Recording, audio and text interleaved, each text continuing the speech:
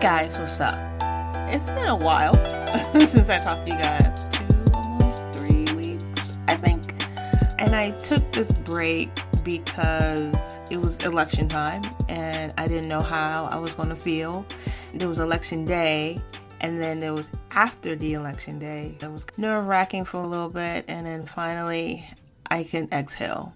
There's still a lot of other things going on right now. It'll be an interesting end of the year in terms of politics. But I took that break because of that. Also, I started a new job and I wanted to focus more on that. Moving forward, I have 2 more episodes left before the end of the year, before I take my seasonal break. I also want to let you guys know that I'm going to start an email list. If you just sign up on archispody.online, you could sign up to be part of the email list. So why sign up to this email list? During my break, I want to keep in touch and let you guys know what is going on. I am on social media, Twitter as well as Instagram, but those of you who don't frequent social media, I want to be able to reach out to you too. Email list it is. I hold off for a long time to doing an email list because the last thing I want to do is spam anybody. I know there's plenty of other podcasts that send stuff every day, every 2 weeks or once a month or anything like that. And I don't have the energy or time to do that. As much as I would love to sit and craft a newsletter and do it at least on a bi-weekly basis, I just don't have the time at this moment. But I do want to send something out. I am planning on doing a end of the year summary or a seasonal summary, just highlighting what I've learned this year. It's so hard to believe that right when Kobe died, that's when I started a podcast, and that's when everything went downhill from there. So I just wanted to just highlight my accomplishments, achievements, thanking you guys for just listening to me and supporting me.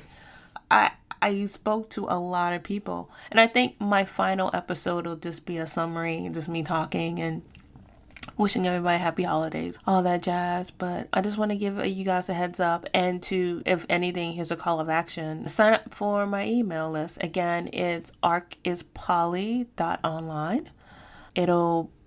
I think I'll do a pop-up. So if you hang around the website, it'll pop up and say, hey, join my email list. I'm thinking about doing that. But anyway, it'll be on the website, and I'll also post it on social media as well. I want to put La Primavera in front of it, but it's not La Primavera. It's Primaverarch.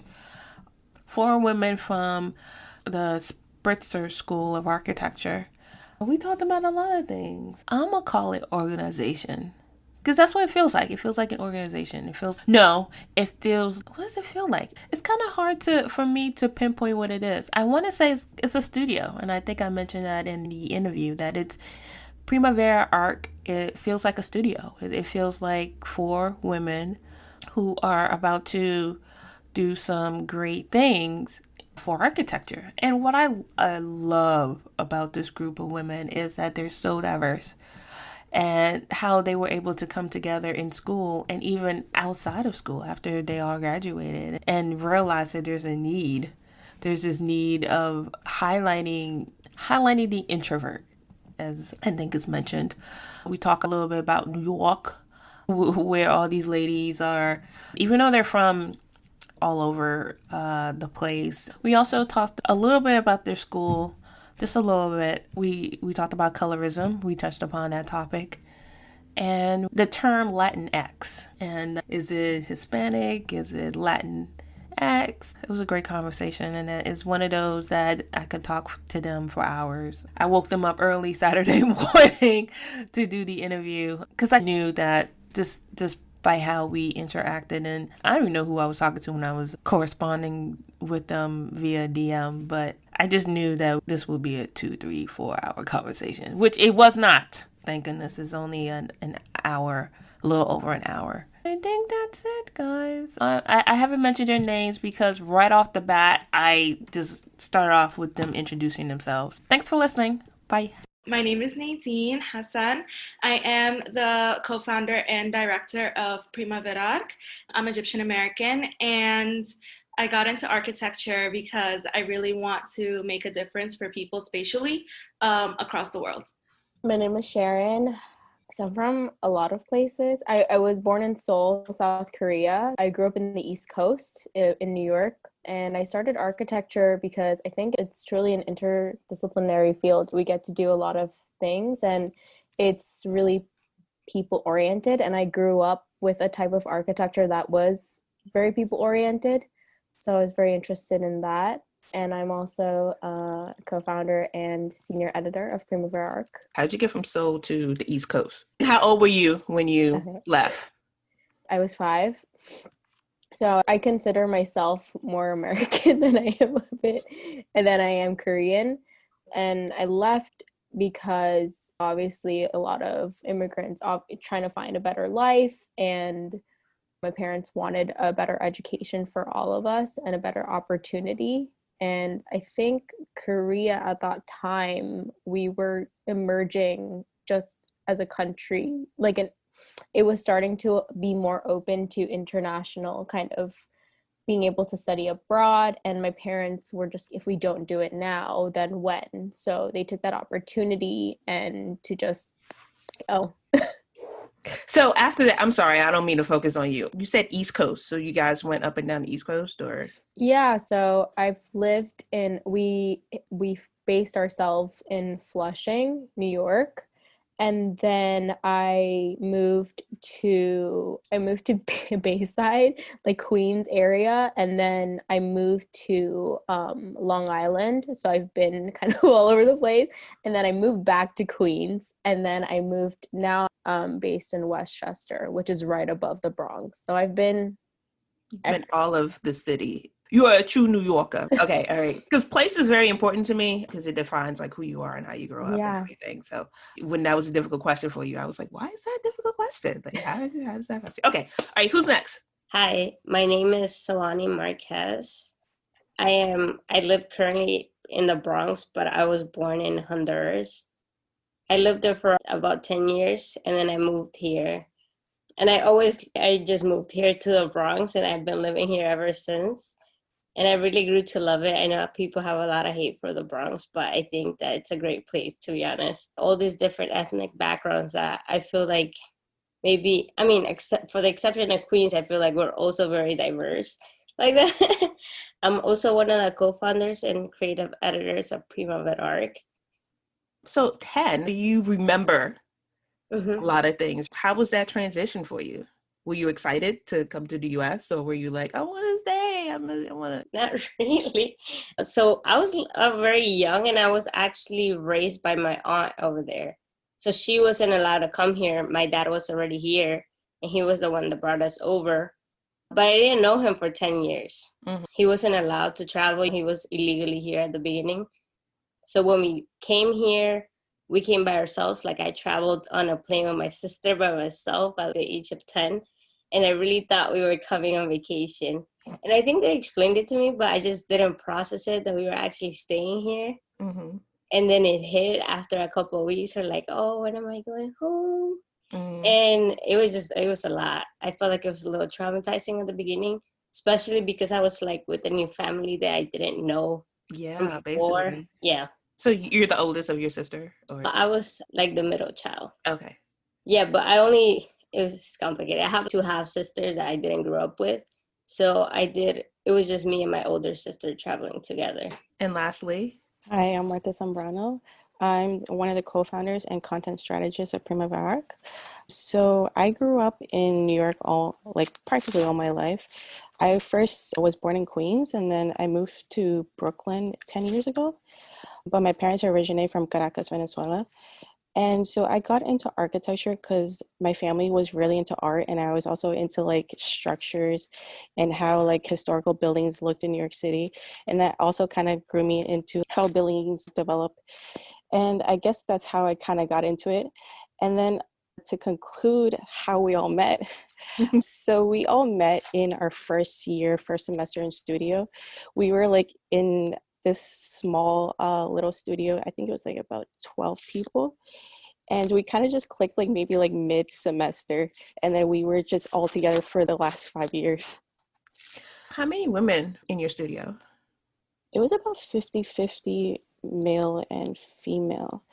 I feel like it was predominantly women at one point, but then they slowly started dropping out throughout the years. So it kind of like fluctuated. And how many people of color? So with Black women, it was hardly any. Like in our year, I think there was only one Black Caribbean girl and 2 Afro-Latinos. But with Black men, I think it was way more. Like we saw a few handful in our year.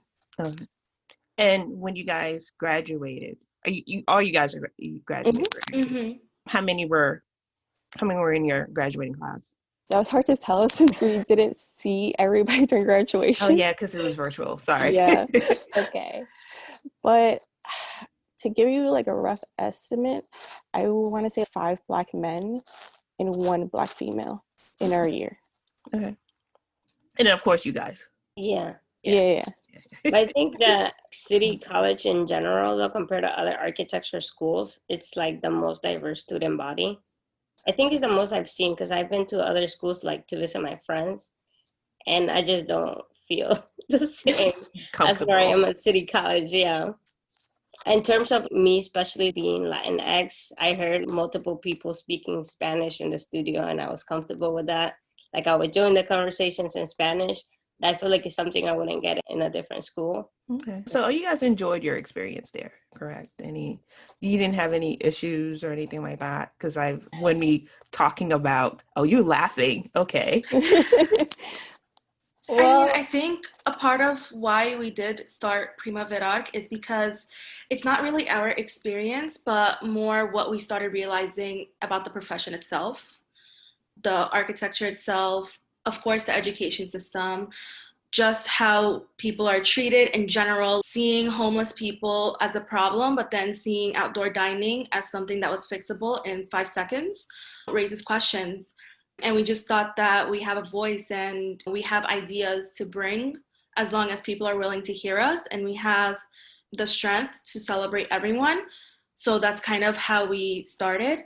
But, we also clicked in first semester because we all did come from different cultures, and that forced us to learn a lot about each other, which led us to value each other throughout the years. So we never hesitated to ask each other questions. Even if we were wrong, we corrected each other without taking anything to heart. So it was really this growth that happened throughout our years, and that's something that I think all of us are thankful for. Yeah, I mean, to kind of go off of Nadeen, right? We also talking about the cultural differences. A lot of us didn't have architectural backgrounds. So we knew what architecture was, but essentially we're kind of lost. And I think that's maybe the initial kind of thing that brought us together, where we understood the struggle. We understood that it was really unfamiliar to us, and we were able to kind of sit next to each other and be like, hey, like we can get through this, because there were people who were negative and who were not supportive of us pursuing architecture, whether it was intentional or not. We really persevered with that, and that's kind of what led us to be connected for 5 years. Yeah, I think having the support of each other throughout the 5 years really helped. I think in architecture school in general, you just need people, because you can't do like the whole school system by yourself, especially in architecture. You stay late nights, you work overtime, you need people to share your projects with. So you do need that support of people. And I think having people that understand what you go through at home with your parents. Having immigrant parents, they're like, why do you have to stay in school till this hours? Why is this necessary? And they don't understand. So you need other people to speak to that. Also have parents like that. So I think that was also very important for us coming together as a group of friends. And that's why we stuck together for so long.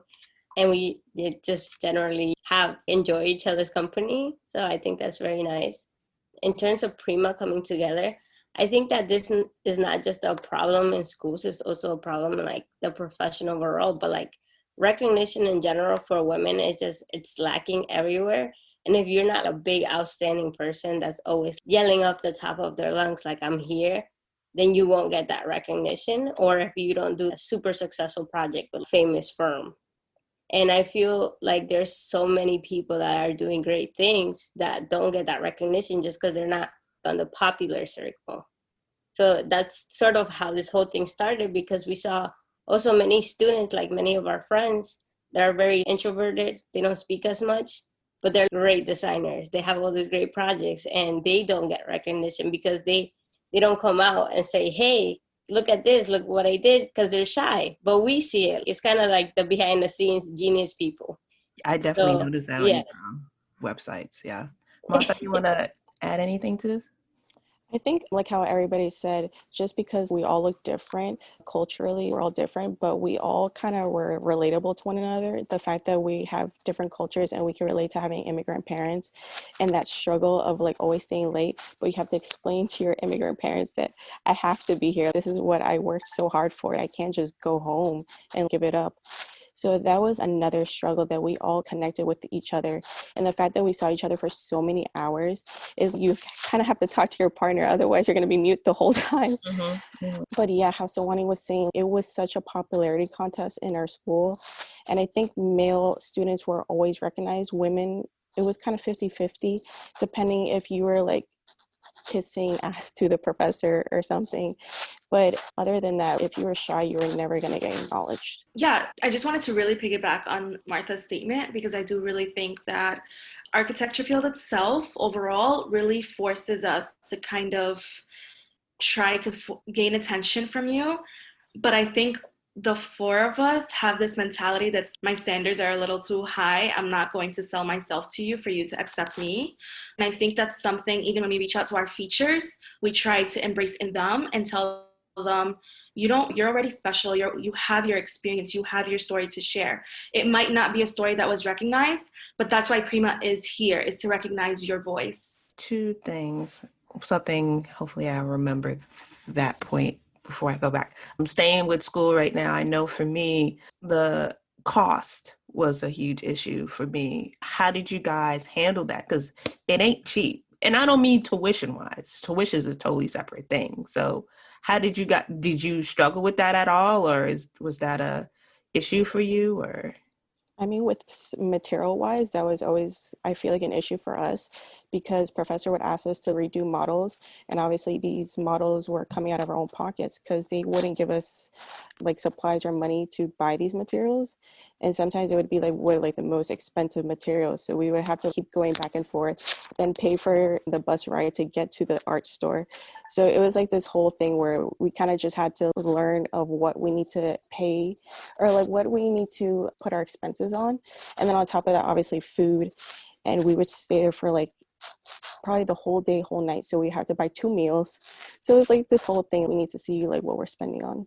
Yeah, I mean, I think Martha, for a lot of us, materials and that the cost of that was really expensive. And kind of thinking back over that, we're in school for 5 years. So if you really kind of put that into context, it is a lot. But I think Martha said it beautifully. I need to do this, and this is what I want to do. So no matter how we pulled through, you're very frugal. Martha would save materials, and I think all of us, we would save materials and make sure that it was used. So we were very sustainable in that way. Mm-hmm. And yeah, we would make sure that we were getting our worth of what's given to us, right? Like the $50 material and studio fee, we get $100 in our computer lab account. Can we take advantage of that and make sure that we're using it until the full $100 so that it's being used? So yeah, it was a very huge factor. But I think because we are a public university, that everybody kind of had the very frugal mindset. So in that way, it was a really nice community, because we're all like, guys, we can't spend too much money. Let's make sure that we're all getting our worth. And so in that way, I don't think we felt it as much as maybe we would have in a private school. But yeah, it was definitely a struggle. Your school was on the news recently. I had some things to say about that. I want to know your opinions on that. Just to give you some context of what's going on, we don't know the 100% accurate information. What's being told to us is not 100%. There's a lot of back and forth. And Melissa, maybe like it's with the article, with them coming out as an institution. So in that way, it's a bit hard to say, but we totally understand our dean and where she's coming from. There are issues that's not the first time. We're very aware of those issues and of those inequities, but I guess more as students, we fear the consequences of kind of these events, right? Like the students were going through this transition, and now they're kind of having to figure out what to do next. For 5 years, we were without a dean. We had our interim dean. So kind of, it's hard. So were you guys in school when she was there or no? She was there the last semester, but we knew her. She was going through the process of becoming dean and the interview process in the fall semester. So we knew her roughly a year, right? Like she was present in our school, but she was really in charge that last semester we were there. Okay. So you didn't really experience her. Well, no, I don't think we experienced her work as much just because we only were there for the last semester. But me personally, I was actually part of the dean committee that elected her to the dean position. So I was one of the students that was in that committee position. And I remember during her interview, we were also amazed. We were like, oh, she's amazing. We should totally bring her here. And everybody was really excited. I remember everybody in the school was so excited when she decided to come to City College, and everybody was looking forward to these new changes. The students were happy because as Chaerin said before, we didn't have an actual dean for all these past years. And then she like represented all this new change that was gonna happen in the school that had been kind of left on pause. And she kind of came in during our final semester, which honestly, it was not a great start for her. I feel like because the whole pandemic hit right away. So imagine starting a job that way also. It's not okay. Like with all these responsibilities on top of you. So I feel like all of that was very exhausting. To the rest of it, honestly, I feel like I cannot speak on it because it will be sort of like gossiping in a way because I don't know the full story. So I don't know the full story from her, and I don't know the full story from the school. So it's like, where do I stand? Mm-hmm. Which I'm not asking for. Yeah. Yeah. But, and it's also like, I think we're not even in the mailing list for the school anymore. Yeah, so like, the only email we ever got was from like, the president of the entire college. So like we're in the college mailing list, but not like on the specific architecture school one. Yeah, you're the alumni now. Yeah. Mm-hmm. So we got one from the president. We didn't get one from like the Spitzer School that I think other students might have gotten. I think current students. Yeah. So current students did get an email that was obviously written for the sake of students. So kind of just explaining that she won't be the dean anymore and that her last few days will be kind of ending in January. But I think one of my encounters with her personally, and this is why like I have such a good memory, is I remember I was in studio, and that's when a lot of people started to panic about the lockdown in New York. And I remember she ran up to every studio and she was like, calm down, don't worry, we'll go through this. So we all remember like really good memories of her. And I think it's very unfortunate that she did face this experience because her energy was really radiant. And I think people need to realize that she didn't just come during the pandemic and then during the unfortunate moments of George Floyd and then the reoccurrence of Black Lives Matter, but she also came 5 years later, and that's 5 years of things that people recognized that needed to be fixed. And that was all pressure that was kind of placed on her. And every single person, even just among the students, have different priorities, right? We all want to prioritize women of color. Someone else may just want to prioritize a scholarship. And those are all concerns that were raised at such a rapid pace. So I think moving forward, we really need to reflect on, let's really integrate everyone everyone's voices and really think about priorities, because you can't expect someone who is so powerful, and I think Sawani can really explain that because she was on the committee to interview her, and just throw all this on her and expect her to change it in a second, because that's just humanely impossible. I think we all wish her the best, and we are all proud alumni of Spitzer, and that's why we do want to give back. And actually, Prima did just launch a leadership program for women for Spitzer students. Oh, great. So, How did you guys come up with the name? Nadeen. Well, we felt like we were blooming into the next gen of architects, and we felt like a change really needs to happen. And we felt like a lot of platforms around us were really trying, but we just felt like there wasn't something that was just for diverse women, to amplify women from any school, from anywhere, all around the world. We also used this method of not reaching out to people to recommend others, because we felt everyone was biased. So we just went in for it and just messaged a lot of people, and a lot of women responded, and they were like, me? I have nothing to say, but like, really, me? And we were like, yes. So we really refer to the Renaissance movement and the term primavera relating to spring. So relating to like, we're renewing the system, we're changing the system in architecture for women. Is it just for students or Spitzer students, or it could be anybody?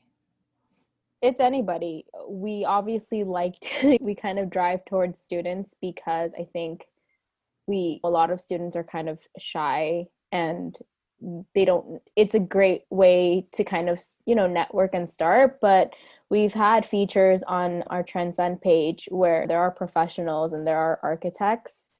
So it's open to everybody. And the features that you have, you started with Transcend, and is that my memory serves me? Yeah. We actually, Transcend is kind of like it's a series, the first series that really represents us. But we actually, now that I'm remembering, we really started with the grad series, right? Like we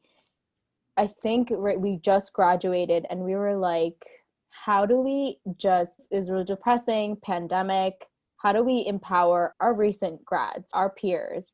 And so we just gathered everybody's projects, and we're like, we want to feature you, we want to highlight you. And that was our kind of foundation. I think that it was a really great start, because we were like, we don't care, let's just empower ourselves. And then the Transcend is a series that truly represents us, and that's the first one. Just going off what Chaerin was saying, I think that also one of the reasons we got started at the beginning was because we did graduate during the pandemic. So we were kind of, I would say, almost depressed towards the end. We're like, oh, okay, so after graduation, you just click like end meeting. It was sort of sad. So we're like, we kind of need more than that, especially because our final projects were a little bit harder, I think, than the rest. Well, you try hard because you're like, it's my final project, I want to make it look nice. Usually what happens is that students pin up their work towards the end, and the entire family comes to see it. Or like you invite family members, and they come over the gallery of the school, and they see your project after graduation. And that was like not happening. So we were also trying to find a way to do this where everybody could see it. So that's why we collected everybody's work, and we were like, let's feature it on our page. That way, if your family wants to see it, all they have to do is go on our link and click and see their projects. So I feel like that was a way to empower our class in general. So they also so there will be something else rather than just ending the meeting after graduation.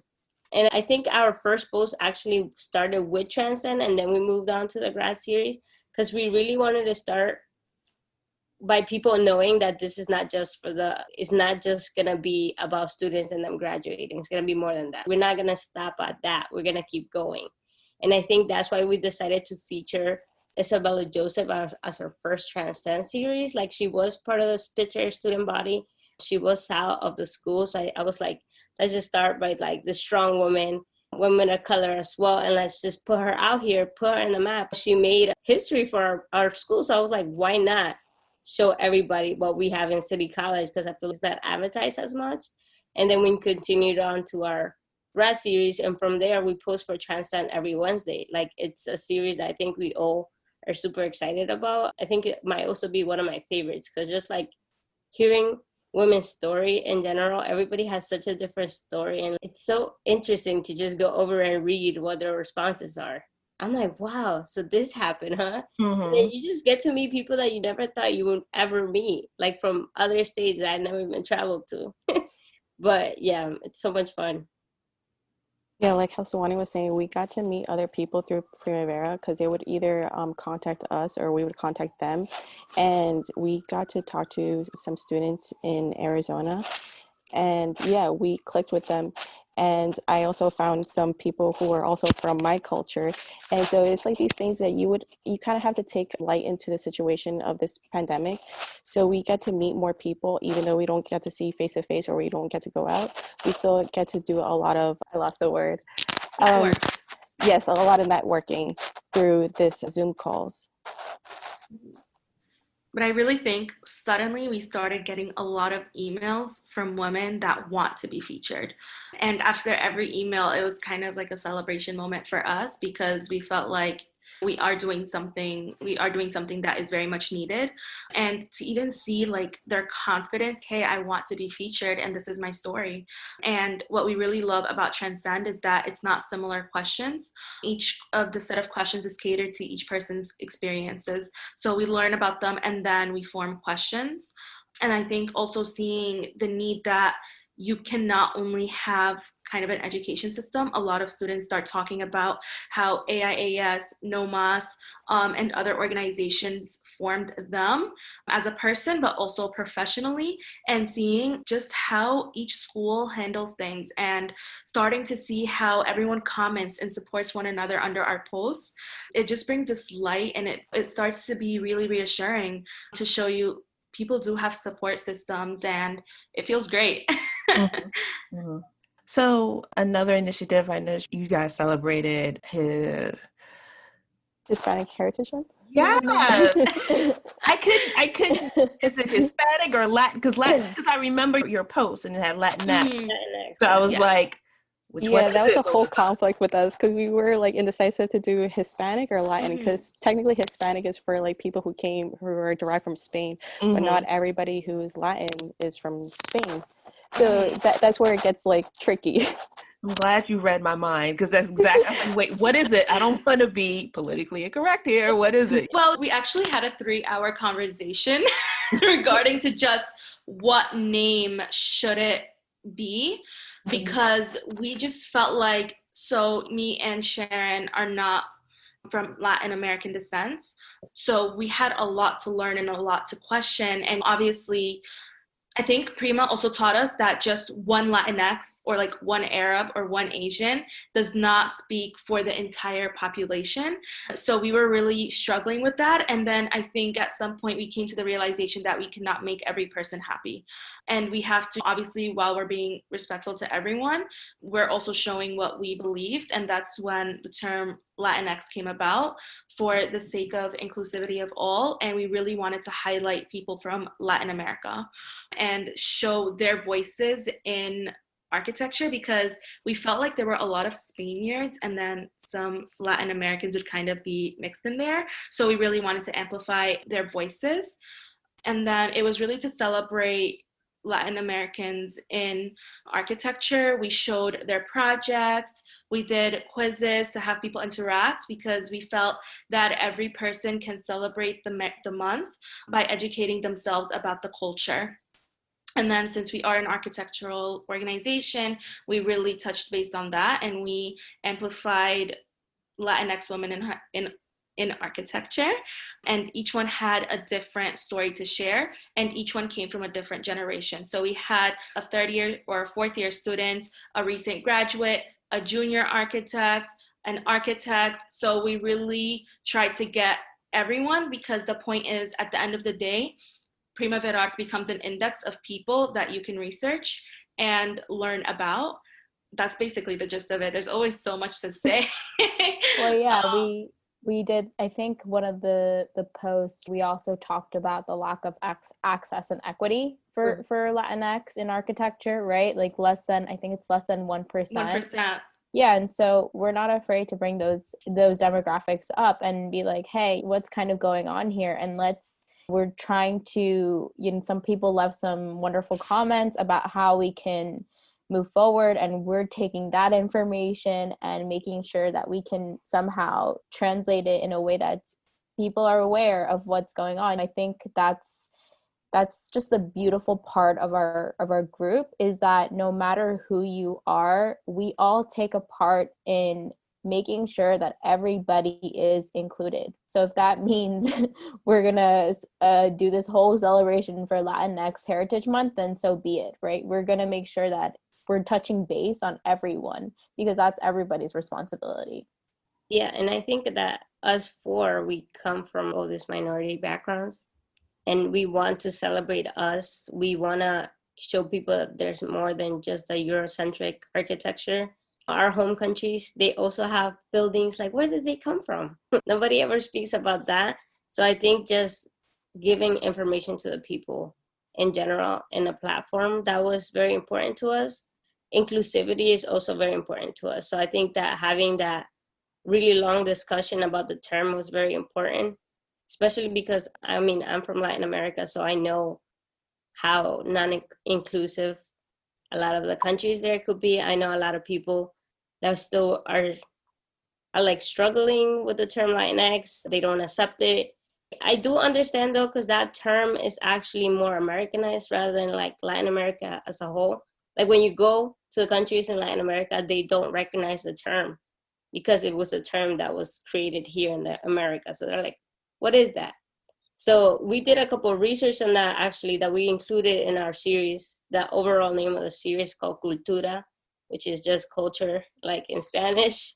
And there were like all these other terms that came about also that people in Latin America use. Instead of Latinx, they use Latine because it like flows with Spanish better.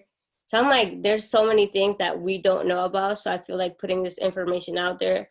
I think education is also a big part of our platform. So like just educating in general. If people have questions, like we are very approachable. Like you could just reach us through DM and we will answer. You could just go ahead and do that. And I think we want to make that very clear to everybody, because architecture, sometimes people think that it's such a snobby career. Like architects are just like up here and they don't talk to anybody. Sometimes you could feel that way, but we just want to make it clear to everybody that they could always reach out to us. We also did have a lot of responses and statements kind of saying, here's an idea of how we can actually change this. And we appreciated it so much, because then it starts to really feel like a community. And then we said, can we use this on our website? So the idea of the more time that passes, the more our platform starts to become really educative and really celebratory, because that's what we're all about, positive vibes, but also like really bringing things straightforward and saying, listen, this needs to change, and think of ways to change it, because right now it's not working. So what are you going to do about it? And putting people accountable. And I think, like we said this before, if we want to talk about diversity or talk about Latinx information in general, we just can't talk about it with a group of circle of women that are Latinas and stuff. Then change is not gonna happen. We have to give this information out to everybody. Like your circle just can't be one group. It has to be multiple people. So I think that's where the conversation started as well. I reached out to you originally because I wanted to do something for Latinx Month. And my own reasons for saying Latinx is because I'm Caribbean. So that's more of a relationship to me. And I didn't want to just find a Latina to talk to. I wanted to focus on a topic. And my topic was colorism. I had to go back to my memory banks and really think of Afro-Latina. And I only knew one in my life. And she wasn't in architecture. She was studying something else. And she was Puerto Rican. And I remember the conversations back then that we had, and how she's my complexion. And she would just be in her own familiar space. And she would experience discrimination because of her skin color. And so I was like, I remember that conversation, and it carries me to this day. So I wanted to have that similar conversation, but I didn't know anybody who was a Latina that was my complexion in architecture. Not to say that they don't exist. Of course they do. And they don't even have to be American, but I could not find it. And so I went to you guys and, do you know anybody? And I did not pursue that because I wanted to do a panel. And I knew one gentleman, I knew I knew him personally, that I was going to reach out to, and I wanted to have a panel discussion about that. But I didn't have enough time, people, like it was just cumbersome. So have you guys had that discussion at all with colorism or in that sense? So that's what we're trying to do with Transcend, is really amplify. And we actually had a feature who was a Latina, and her name was Peggy, and she was amazing. And she talked about this issue of colorism in architecture. And she started discussing how her stance was in also a private school, which was very interesting, which we did visit a lot of private schools in New York. And we felt, oh, this is not where we belong. So talking with her was really interesting to see how she started making moves, not just in studio or discussing design ideas, but she amplified her voice in a lot of different organizations and networks with AIAS, NOMA, NOMAS.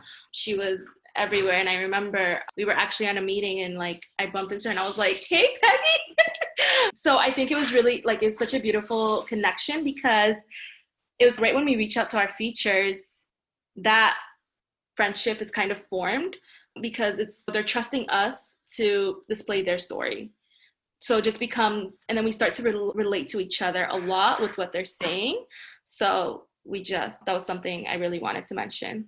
I also think that colorism in general is like a huge topic in Latin America. Like, I come from there, and I know that colorism is a problem. Like, a lot of people sometimes in our countries, they might not think of racism, but that's because they're not educated, right, enough sometimes.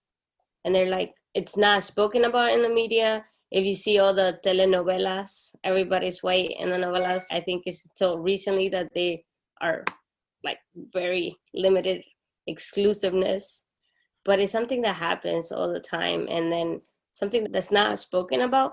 And I think that like maybe we as a platform as well, we should do more research into the topic, because I mean, none of us have like the Afro-Latino background either. So you have to do more research, you have to get in contact with more people.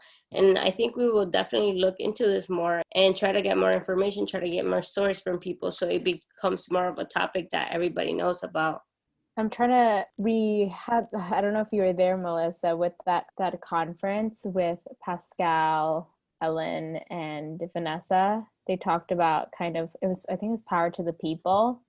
So I think, I mean, just kind of, right, like that, even for us, that was a way of educating ourselves too. And we were so honored to kind of just hearing their stories of I think, Dominica, Haiti, right, and Puerto Rico. So that was a nice way. But I do agree with Soani. It is something that we I think I'm even learning. We're all learning. But it's definitely an issue that we try to make sure we're representing everybody. And I think that's why I'm almost 100% sure there are a lot of diverse people in our industry, but they're just not being represented, or they don't have the confidence to put themselves out there. And I feel in that way, I feel that same way, because as, women of color, I think I can talk about it as somebody who's East Asian, right? Like, when we're home, sometimes even we feel the doubt of becoming an architect. Our parents are like, all right, can you do it? Are you sure? Like, we know it's hard and you're staying up so late. While obviously they are supportive, but we don't get the confidence and the encouragement that maybe a white person does. So it's important that our platform is kind of moving forward in this way. And I think that I'm really proud that it is a lot of educating ourselves too. Like we're not perfect. We're still learning, but we are hoping that we can represent everybody. And I think that what's really important about this topic as well is that colorism might not just be a problem within Latin America. I think we mostly have, like, when we do have conversations just in general within the four of us, we always talk about these topics. And then Nadeen has brought up like her background from Egypt and how that colorism also affects in the country. And Chaerin has spoken about Korea and also there. So I think that this will be a great topic actually to further discuss in our platform, like while we do more research. But yeah, thanks for bringing it up, actually. I will definitely promote it when you guys do it. Yes. Because it's just so complicated. Like, even where I'm from, I never know what to put on the census. Do I put Middle Eastern? And then I think a lot of people tend to forget that half of Egypt is Black. And what do they put? Do they have to put white because they're technically Middle Eastern? And like, how do you define that? And I think it's something that we really need to discuss, because I personally was looking at NCARB and I'm like, so is there no Middle Eastern because there's no Middle Eastern in architecture, or are you just ignoring us? What's the verdict on that? And I think it's also realizing that even NCARB and how they start to define Hispanics or Latinx, it's like, why are you dividing them into different categories? Why can't it just be an overall community? And that starts to really be placed in people's minds. And I don't know if all these organizations realize that everything they do affects the population overall. We look at Prima and we're always reflecting on what could we have done better, because we are new and there are always ways to improve and be even more inclusive. Okay, this is not enough. We want to make sure everyone from everywhere can look at our website and be like, oh, I'd love to get connected with her because we share a similar story. I want to actually talk more about this, or I want to learn about that. And we actually started releasing some Transcend stories, and people did start asking questions through our DMs on Instagram, like, I'd love to talk to this person. And we're just like, say less. So I think it's just a very important topic to discuss, and it's a huge issue everywhere, with politics, with class, with everything. And unfortunately, people receive opportunities more than others because of these really harsh reasons. And this is something we're trying to bring light to, because every time someone suggests something, that improves already the community. How about role models? So you guys are in school, or even now, do you have any, and this is a complicated question now, because it's not, you have your role models that you go for other sources, right? Not just architecture role models. And then you have your architecture role models, if you have any. And then if they're all combined, do you have anyone that, because it was important for me to home in on an architect that looks like me, who has a similar background as me. So, okay, go. Who's going? I'll start. So within our school, it was very hard to find Latina architects, because obviously I don't know for other schools, but I'm speaking for ours, a lot of the professors were white male or European, or if they were women, they were usually white American. So it was in the sense of like how to find somebody who looks like you, it was very hard. But I lean more towards women architects just in general, because I connected with a lot of women professors that I took. And obviously they were all, I think, there was one professor who was Asian, she was Indian, and another professor who was Italian. And I had so much respect for these women because they were such role models, and how they just took a stance, like they were like the no nonsense type of professors. And I really admire that from like a female perspective, because obviously it makes you look like a bitch when you're in a professional world. But in that stance, you kind of have to take the initiative and forget what other people say. So I think in terms of role models, like when I first started like the career, I think I was mostly looking up to like my family members for encouragement. And then you learn that the profession is very different from your family home, right? So I was like like, what's happening here? And I, towards the end, like, I believe my third year going into fourth year, I actually forgot. I was a fourth going into fifth. I'm not sure, but I interned at FX Collaborative, and that's actually where I met Shannon Rodriguez. And she was such a strong personality out here. I remember her, the way she used to walk through the firm, like talk to everybody. I'm like, wow, this woman's amazing. And then on top of that, she does like all these different things outside of firms, like advocating for women, advocating for students. That I really appreciated. And she advocates just for Latin people in general. Like, she comes from a Puerto Rican background, and I know I always look up to her.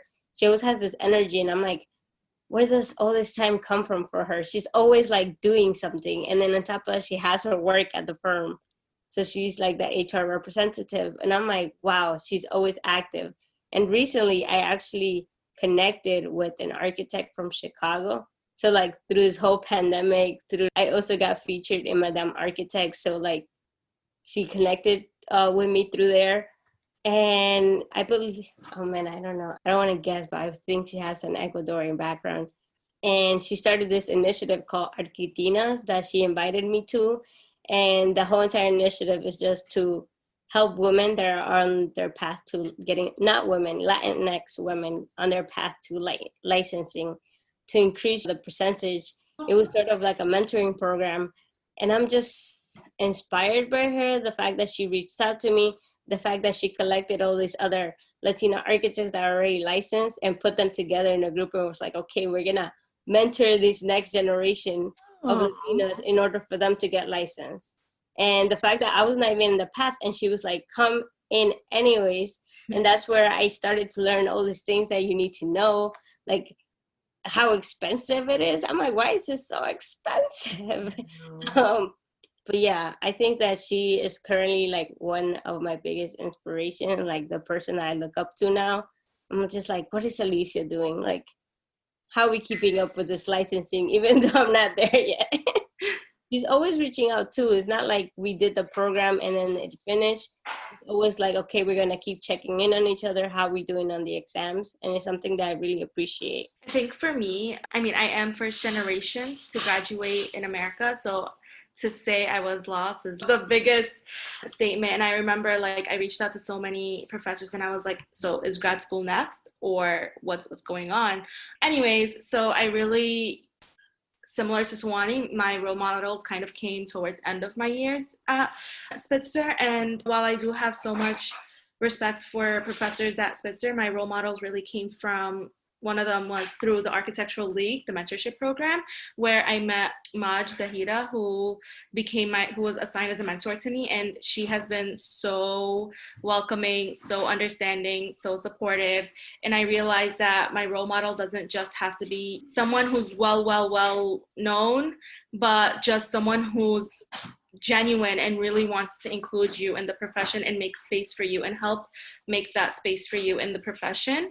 And then someone else who I've met also through all these video calls was Talisha from AIA Brooklyn, who's also welcomed me with open arms. And both of these women have truly inspired me through the works that they've done, through their positive attitude towards everything, and just how they are. You can always tell when someone is genuine. So just how accepting they have been of me and of everyone around me, and just providing opportunities for anyone that is seeking them. For me, Sawani, I think my role models were obviously my family members, my parents, and they just worked so hard. So, but obviously they couldn't understand what I was doing in architecture. So I think, yeah, as Nadeen mentioned too, most of my mentors came later, right towards the end of my years at Spitzer. And I think I took a co-op internship class, and basically we learn about the industry, and that was led by Vanessa Alicia Chuki. And she's everywhere, but she's amazing. And I think Dean really put it great, is she's not somebody obviously working at a very well-known firm, but she in her own way is carving the path for everybody, and I mean everybody. So she's I have to say, she's one of the people that really supported us from the beginning as an organization through Primaverarch. And she got us in contact with architects, and she's been really putting ourselves out there. And even with our Rise Leadership Program, because Vanessa is president of the CCNY ARC alumni group. So in many ways, I mean, I have to say, she's so amazing. And she's studying for her, I think she's studying for her master's. Yeah. And even now she's just, I gotta do this reading. And even then I'm just so impressed. Like she is one person that I've seen like truly commit to what she wants to do, even if so late in her, I guess, later in her career. Yeah. We're always looking forward to meetings with her. Like she's always inspiring us. But I think overall, and I think it's the idea of that's where the positives of virtual comes in, is that we've met amazing women. If you asked us who inspired us, the list will go, we're not ending at 10 and we're going to end at 8 p.m. or something. Like the list goes on, and we just learn about all these initiatives that women have taken, and I'm like, so who runs the world again? I have to say I think the commonality of all of our role models is that they were able, I guess, despite who they were, just able to listen to us, to hear us out, to support us. And that was so refreshing. And as I think most of us, like I said, we had our mentors later in the years of our school. So we kind of, in the beginning, we really struggled with recognition, and under somebody just coming up to us and being like, that was great work, continue, work harder, you got this. And that's why the mentors that, that we really, and the role models that we really seeked out and that we really admired, were the ones who just listened to us, who heard us out, and who encouraged us, and was, I think, transparency, who were really honest about the industry and just laying it out. I just remember when Vanessa sent us like the AIA Code of Ethics, and I was like, what is this?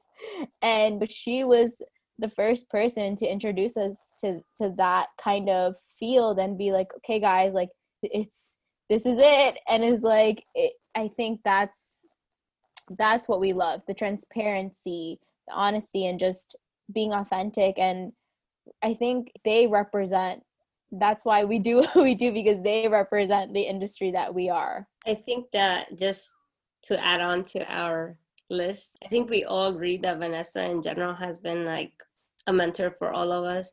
And when we first started the organization, she was like so supportive. She was like, yes, you could do it, go for it. Like she has always been here for us, and she has connected us with so many people.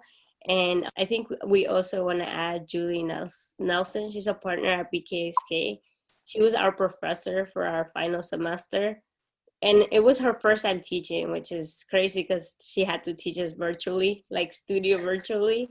And then from there, we just had such a connection with her. Like we are constantly in contact with her now. We're always talking to her. She's so supportive of us and our organizations. She's always worried about what we're doing, always connects with us. She actually sponsored us to go to a NOMA conference this year. So she's always reaching out. And I think that she also has become a great mentor for us. We really appreciate her. And I think all these mentors are starting to just become friends. We found each other just randomly texting or emailing, hey, I think it's time for a check-in. And if you had asked me personally, like in first semester, if that's where I see myself in, I'd be like, oh no, that'll never happen. But they've been so open and to hearing us and just supporting us and saying, you have a question, come ask me, I'm here for you. And I think it's so important to just, if you can be in that position for the next generation, because it just has such a strong impact on us, and it starts to indirectly impose confidence in us to grow and put ourselves out there. And for current students, they should definitely sign up for mentoring programs, because it's such a huge help with yourself, and then also communicating with others. Like it really gives you a confidence boost, and also helps you, like just helps you overall. Okay, 2 more questions. One, this is specifically for Nadeen. I didn't ask. So you're from Egypt. How did you get here? So I was actually born and raised here. Oh, but okay. every Your descendants are from there, right? yes, Okay, but gotcha. the reason why I really consider myself Egyptian is because my parents, since like I'm first generation, they really made it a point that I'm raised as an Egyptian with the culture, heritage, that I know the language, that I know my family back home. Unfortunately, I am the only family here. And so they really made it a point that we go like there every summer, and if not every summer, like just every other summer, and like really interact with our family there, with the housing there. And that's when I started realizing the devastating lifestyle that a lot face in Egypt, especially if if you're from the lower income over there, how you're mistreated. They can't even get, if they're not really favored of you over there where you come from, religiously, or like even just being lower income, you do not get medical help. Simple tasks as that. And I just felt I needed to change that. And that's when I started to really think about urbanism and started to really think about people back home, because I think the media also shows something very different. They start showing the bougie lifestyle, acting like it's Dubai or something, and it's not when you go there. So that's really it. But I really do consider myself just Egyptian, and I really want to bring these values in, and that's why I'm very passionate about what do I call myself at the end of the day, because I don't know. And I think it's also, there's just a huge problem with the census that I am trying to change, because what is Middle Eastern to you? Because you're defining it as white, but that's not what I define it as. What's African American to you? And then now there's this new concept that people are saying North African, and I'm like, but what's that? So I'm lost when it comes to that. Yeah. What's the goal for the future with you and your organization? Start off with you personally, but then also with the organization. What is it that you want to do or see yourself, or goals, or 5 years, or whatever you want to call it? Well, I did start to put myself out there in terms of different organizations that are advocating for diversity and inclusion in architecture. So I really see myself, I already consider myself as a design advocate, but I really see myself just pursuing a career in that and pursuing designs that focus on community. So I really hope that I can take part in large scale projects that focuses on community as well. And then just a designer and like a hype woman. I remember in studio, we would end at 6, and sometimes I would leave at 7 or 8. And that was because whoever needed help, we helped each other. We sketched each other's ideas. So I hope that I become that person that someone wants to just learn from, or get inspired from, motivated from, because I just feel like everyone is special in their own way. And I get really upset when I see professors don't recognize people that have been improving, and I get upset because that does take a mental toll on you. So I really just do hope to shed light. I think I've started. I hope to just continue it. And Sounds then like a for professor. Prima, Sounds like you want to be a teacher. Yeah, Nadeen, go. I mean, I really just want to be here. So let's start that. I was a TA and I loved it, but then again, I am harsh when it comes to these things. Perfect. So You make a perfect architecture professor. for Prima, well, do you want us to answer that together, or I can just answer now? I mean, Oh, honey, I hope we grow on a national level. oh, Yeah, like we actually started reaching out to AIA across internationally, and we started reaching out to them. So we really hope that Prima becomes this huge index of like thousands of women everywhere. So anyone that's, even if you're in high school, we hope to feature you. If you're a partner.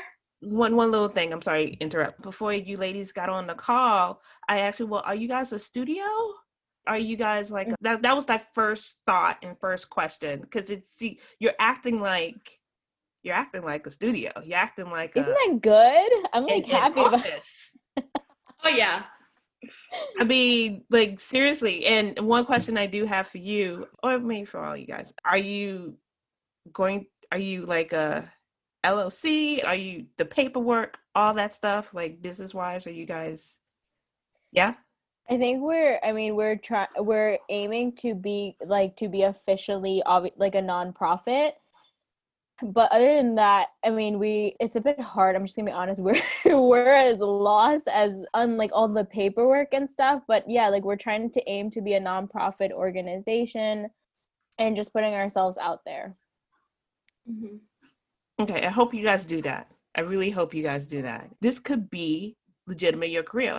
Go for it, ladies. Like this time next year when I want to talk to you guys again, you're like, yes, Melissa, I can't even book you because you're like all over the place. I love Honestly, that. like, thank you. We can't thank you enough, I Melissa. know. Like, we really do appreciate just having a platform to speak on, but to even feel like that hope for us and that support really means the world. We never anticipated that we would grow. We had the hopes for it, but we were just like, let's just do it and see what happens. And then it's amazing too that each of you individually have, and I started off with Nadeen and we'll continue on with the rest of you ladies, but you have a specific goal. You want to go home and solve that problem.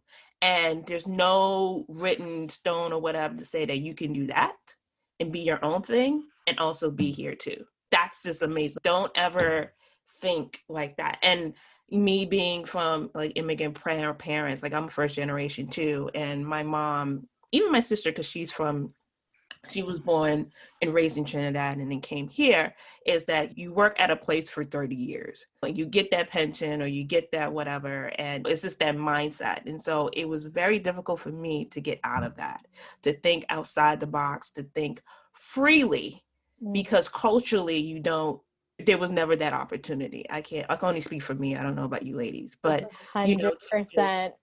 Like it's just, you stay in this path, you do this thing, you get married, have babies, and you die. Like right. That's it. Like there's this path. Model minority. Sorry, I have to say exactly. it. Exactly. But now, like everything, this was an eye opener for me. I'm sorry to do this, but it's an eye opener for me, especially with using this platform. I think that conversation just needs to happen more, I think, with women of color, right? Being able to understand that we also have the ability to kind of achieve that. I mean, Vanessa, I think, also forced us too. She was like, you guys need to become a 501c. And we're like, what is a 501c? And so, I think it's really rewarding that you're telling us that. And I think, it's something that we definitely want to achieve, and I think it's well worth it. I think that, like, to go off sort of your question for the future goals, just in terms of Primaverarch, we call it Prima sometimes, just in terms of Primaverarch, I really think that's in like our future goals, and we really want to keep it moving forward. I think we had like conversations of either sponsorships or scholarships. And, well, how does that happen? It's like all this, every time we think of something, there's like a million doors you have to open in order to get an answer. And I think that's sometimes like a pushback because we're not very like informed in certain things since we just graduated. This like our first experience doing all of this.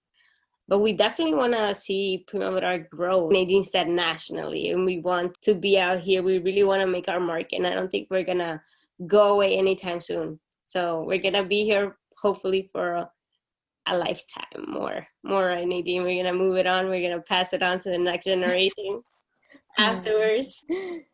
I think just on my kind of ideas, it's to kind of this idea of passing on to the next generation, right? Primaverarch is special, and it's a product of the experiences that we went through, but we also want other people, the next gen to also start their own organization, or to feel like they also have a voice to put out there, because not all of our stories are the same.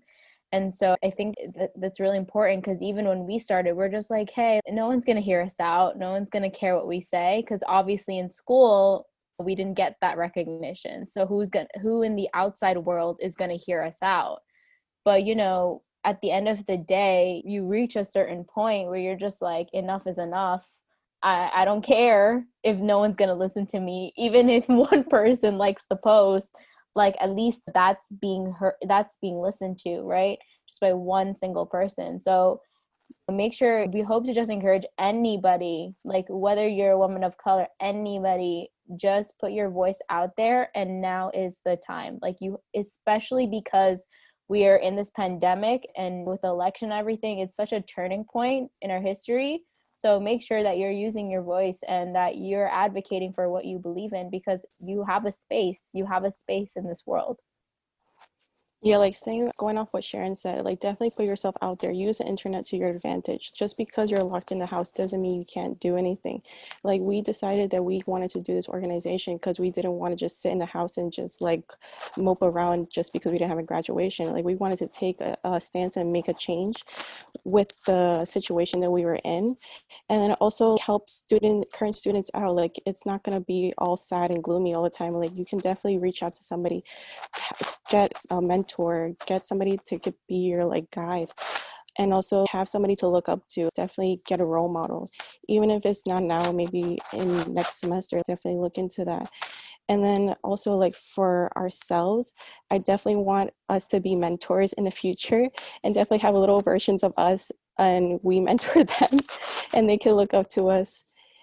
And yeah, I think for Prima, we really want people to also like work with us later in the future, like maybe have like little employees working in our organization and maybe pass this organization down when we get older and this becomes like a global thing. And how about Personally, definitely, like for me in this moment, I know this helped me out in the long run or in the short run, because I've always been shy, and like these girls have always been my motivational group. And the fact that we always felt like we were never seen or heard in our school. So this is something that like really like kind of pushed us and motivated us individually. And I can speak for myself, like this is just like a huge game changer. This is like history in the making for us. any last words? Network. I guess that's I guess kind of hopping off of everybody, right? I think the one thing that architecture school doesn't teach you is to network, right? You need to start networking, and that is how you get connected. And even if you don't think that connection will, help you, it will help you in the long run. And it's something that I wish I started earlier in my architectural education, but it's so hard. And that's why I think I really appreciate the group of girls that I'm working with, because I think that I'm so passionate about design education, but we go through these 5 years and they're expecting us to produce such amazing, beautiful work. You really don't have much time to network and really put yourself out there. Even you have to balance it out and make sacrifices, but even then it is kind of a struggle. So I do hope, like, even if you have the time, network, reach out, join a program, and just make sure that you're keeping connected. And like even you, Melissa, like I hope we stay connected and just make sure that we build a community of people who really represent, I think, our industry. So network. I also wanted to just mention that Prima is here for anyone and everyone. You want to vent, you want to share your story, you want to do a fun series, you can participate. We welcome everyone with open arms. But I think it's letting everyone know that you are worth it. You are worth to celebrate yourself. You are important, and you will become a good designer, architect, whatever you hope to be in the profession, as long as you chase it. And there will be bumps on the road, but that's when, you can seek help from us or anyone you consider as a mentor. Yeah, I also wanted to say that, like, I also wanted to emphasize that Prima, we also talk about more than just architecture. There's more to the profession than just building and construction and codes, all these different codes that I still don't know about. But I'm like, that's why through our different series, I think that we try to amplify it. Each series has a different meaning. It's going beyond architecture. Like, what do women do beyond architecture? We're artists, we're designers, we're moms, we're cooks, we're all these different things. And we have 7. It's like looking into our, not just architecture, but looking into our health. Like, how do we take care of ourselves? How do we live life in quarantine? All of these things. So I think that Primaverarch has really just lent itself to be all these different things for women, in terms of just having a space where you feel heard. And I think that's what I love about it. It's like you could come to our page and you could be like, I relate to this. I'm not just an architect. I'm more than that. And I mean, I love our platform. Thank you, ladies, so much for taking the time out and talking to me. Thank you, Melissa. Yeah. Thank you. We are just so honored. We were so excited. We kept looking forward to today. We're just so happy that we've met you, and virtually, hopefully in person, whenever COVID wants to leave. But it's not even just about opportunities, but it's about also meeting someone that you can start to relate to and value their experience as well. So we're very grateful. Yeah, I made 4 new friends. I love meeting you. Yes. Thank you so much, Thank Melissa. you, ladies. Hey, listeners. I have an exciting announcement. I decided to launch a membership program for the show, where you have a chance to support me and the show directly. I love creating the show, and it means the world to me that you all tune in to keep hearing me week after week. But it takes an immense amount of time and energy to produce.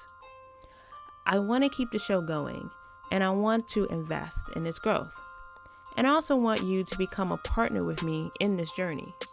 That's why I'm excited to give you a chance to officially become a supporter of the show at glow.fm/archispolly, ARCHISPOLLY, or by clicking the link in the show notes. It's quick and easy. It takes less than 30 seconds and just takes clicking a link in the show notes and using Apple or Google Pay. You don't have to create any new logins, and you can contribute as much or as little as you like. If this show is part of your day or week, and you like what I'm doing, then visit glow.fm/archispolly, all one word, and support me and the show in any way you can today.